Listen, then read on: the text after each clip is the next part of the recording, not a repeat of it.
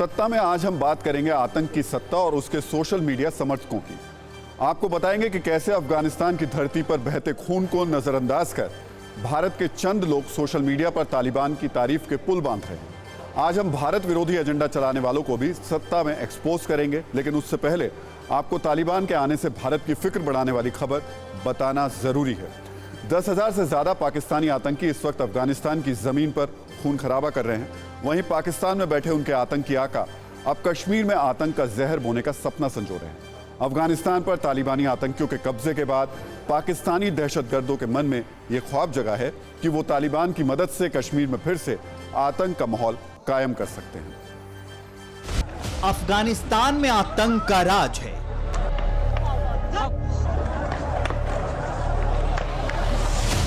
सड़कों पर हथियारबंद लड़ाकों का राज है। बात बात पर गोलियां बरसाई जा रही हैं। मासूम लोगों को निशाना बनाया जा रहा है। इस दहशत खून खराबे के पीछे बेशक तालिबान है, लेकिन इस हिंसा में तालिबान का बराबर का पार्टनर पाकिस्तान भी है। पाकिस्तान के 20 से ज्यादा आतंकी संगठन तालिबान के साथ अफगानिस्तान में जंग लड़ रहे थे। इन आतंकी संगठनों के 10,000 से ज्यादा आतंकी इस वक्त अफगानिस्तान की जमीन पर मौजूद हैं। लश्कर-ए-तैयबा, जैश-ए-मोहम्मद के साथ ही लश्कर-ए-जांगवी, तहरीक-ए-तालिबान जैसे पाकिस्तानी आतंकी संगठनों के दहशतगर्द अफगानिस्तान में तालिबान के साथ जंग लड़ रहे थे। अब ये दहशतगर्द काबुल की सड़कों पर हिंसा का तांडव कर रहे हैं। ये आतंकी काबुल में जगह जगह टोल चेक पॉइंट लगाकर वसूली कर रहे हैं। आम अफगान नागरिकों से जिहाद के नाम पर उनके खून पसीने की कमाई जबरन वसूली जा रही है।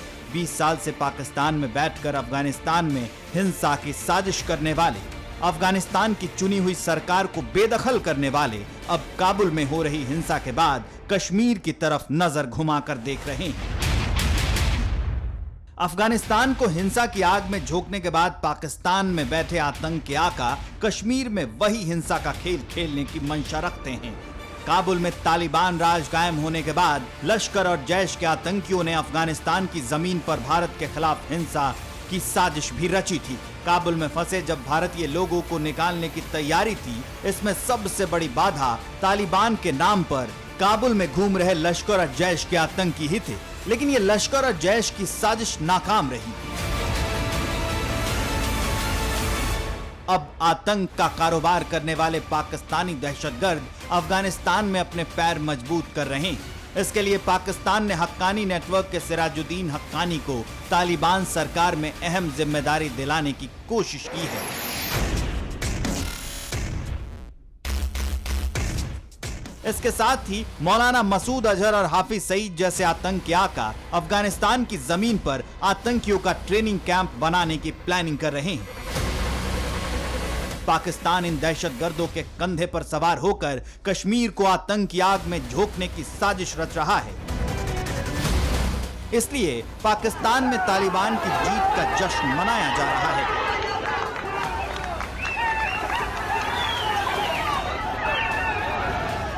पाकिस्तान में बैठे आतंकी तालिबान की साजिश में अपने लिए ऑक्सीजन की तलाश कर रहे हैं, लेकिन वो भूल जाते हैं कि कश्मीर अफगानिस्तान नहीं, हिंदुस्तान की जमीन है।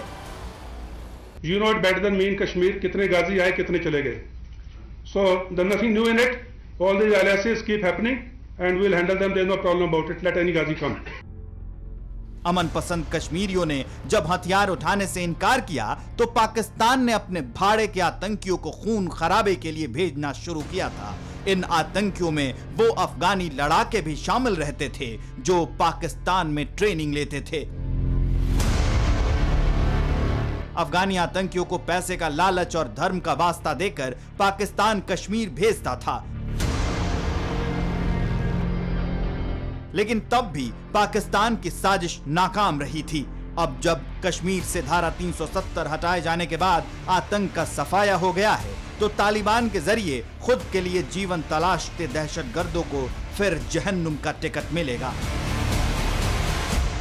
फिक्र आपकी, सोमवार से शुक्रवार रात 9 बजे सिर्फ TV9 भारतवर्ष पर।